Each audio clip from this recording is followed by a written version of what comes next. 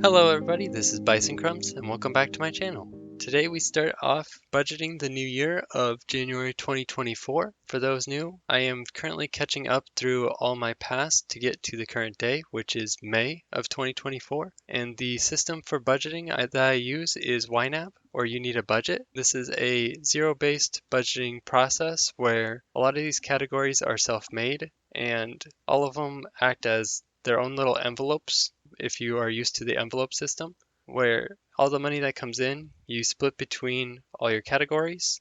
And if you're budgeting right, you should have money for each of those categories ahead of time before you need it. As with me, I'm behind and I'm in the negative, so we are catching up and going negative.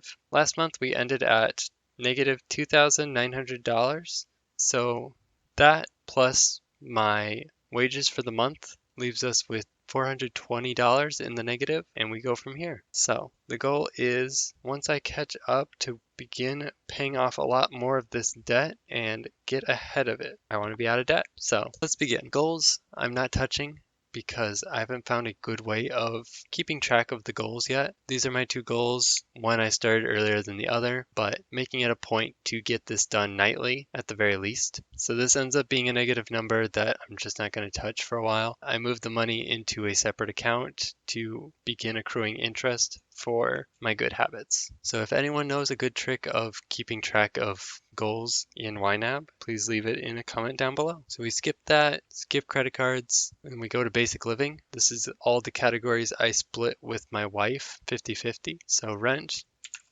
$500, pet rent we spend $12.50 per month. Pest control is $2.50. Our internet is $69.99. Electricity $23.17. Home gas was $3.39. Water $8.28. Trash is $5. Sewer $10.76. And utility service fee is $2.50. So then we move on to my monthly subscriptions. I spend $35 for my part in the phone bill. Spend $26.74 on Hulu and Disney Plus, and then YouTube Premium is $14.97, and FlexPay is $14.99 and is a app that splits your rent into two payments, but there's a monthly service fee attached to that. So I'm paying for that while I try to get ahead on my rent to the point where I can comfortably stay ahead of it. Until then, we continue on. Debts, I owe my parents for taking over my Ford Escape loan. That's $184 a month. Yearly subscriptions, we didn't do anything. So we move on to creative careers, which we start with an attempt to resell. This is the category that I use to keep track of all my sales through eBay and the costs that are attached to that, with any profit at the end of the month just going in my pocket or wherever it needs to go, whether that be my family, my wife who sell things through me. I do little things like that, but we ended up with $35 this month, which is higher than most months. December and January are pretty big spender months for people, so eBay does pretty good those months. My second channel I actually didn't spend any money on, so doing pretty good. I know this has been a sore spot for me since I've been spending so much on it without doing much. I have begun doing more with it, but I've been trying to keep the spending down to zero, especially in more recent months. Gas for the month was $85.17. That really catches it up from the last time, which was below average, but I guess my average spent is 100, so doing pretty good there. Sweet stop was $30.49, higher than most months, but still not too bad.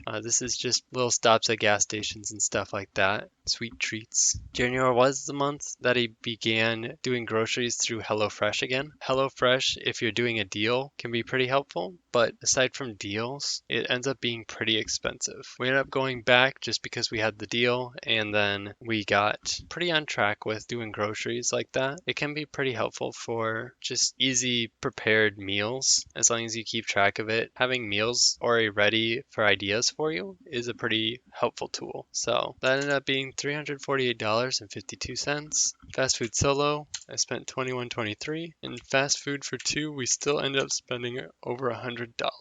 Separately, movie tickets, spent $5.50. So for movie tickets, my dad's present so I took it away, but it was movie tickets for my dad. He really wanted to see the movie Migration because he's super into ducks. It ended up being a really good movie. I thought it was going to be really, really bad, like a lot of Like a lot of those animated movies that aren't the big names, they end up being kind of generic slop, but I really like this one. It had a lot of heart, a lot of funny moments, and yeah, I was pleasantly surprised. But we moved that down to Christmas spending since that's where it should have been. It was the $5.50 after I used all the gift cards I had saved up for the movies. So that's why it's so cheap for the 5 of us. Those are all categories I don't touch.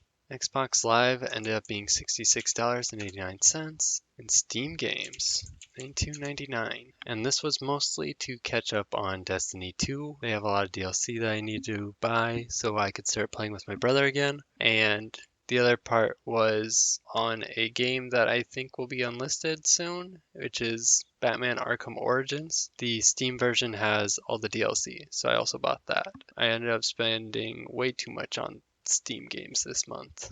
Gaming in general. Date day was 8103, and extra love is just money I spend on my wife that's a little bit extra. It's 2222. Christmas spending ended up being 3150. That was the movie ticket plus some controllers I still needed to buy my brother for his Christmas present, since I was pretty bad this year at budgeting and actually getting everything on time. After Christmas spending was mainly money I spent on myself for my own Christmas presents. So minus that money I got from my family, which was $95. And in general, I just went a little bit over of what the money I was given, but I was pretty close to just spending the money that I had. Continuing on, we got adoption fees. These are the yearly fees for our cat.